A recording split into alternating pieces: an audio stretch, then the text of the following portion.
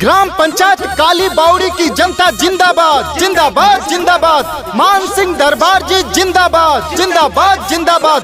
फलों सहित नारियल का पेड़ जिंदाबाद जिंदाबाद जिंदाबाद। ग्राम पंचायत काली बावड़ी से सरपंच पद हेतु उम्मीदवार मान सिंह दरबार जी इस बार है मैदान में आप सभी जनता जनार्दन के सम्मान में।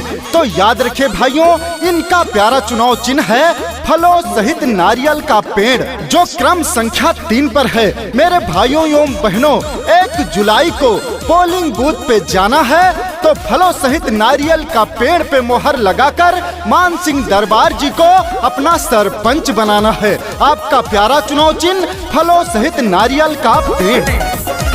कहती है जनता सारी, कर ली सबने तैयारी, जीतेंगे अब की भैया, अब की है इनकी बारी।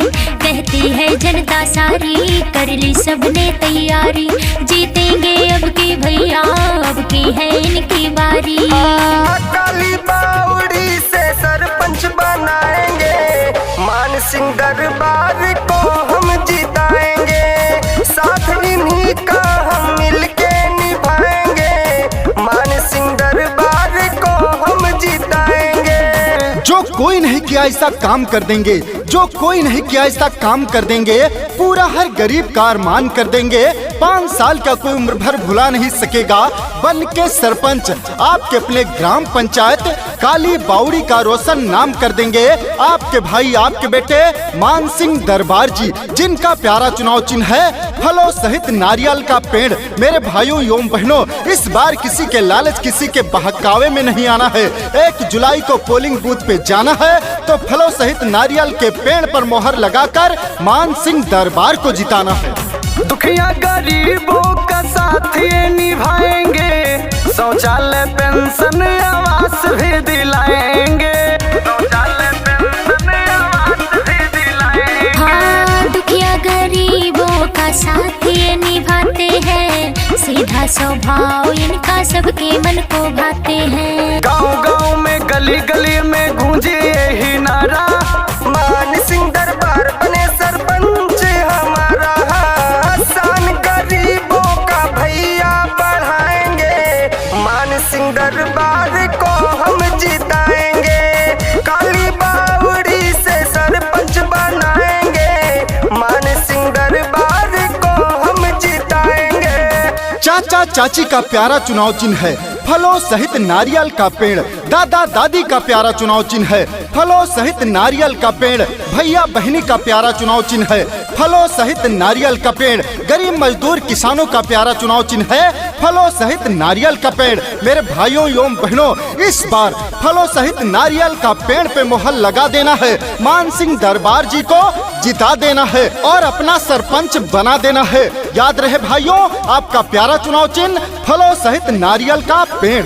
जीतेंगे भैया तो लाएंगे विकास हो, पूरी करेंगे सारी जनता की आस हो, पूरी करेंगे सारी जनता की आस हो। हाँ, जीतेंगे भैया तो लाएंगे विकास हो, पूरी करेंगे सारी जनता का आस हो। नाना नानी मामा मामी सबने मिलके ठाना, गांव के अंत में झोपड़ी तक हर सुविधा ले जाना।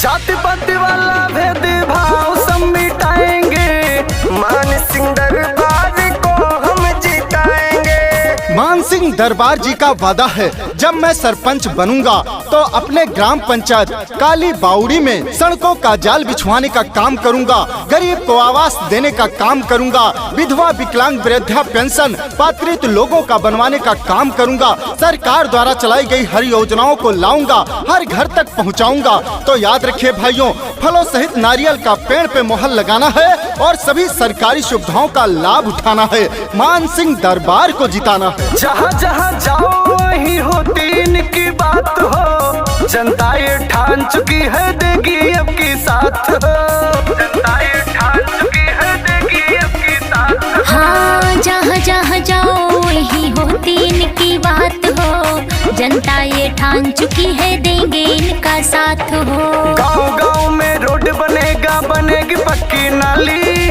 भैया मेरे जीतेंगे तो आएगी खुशहाली।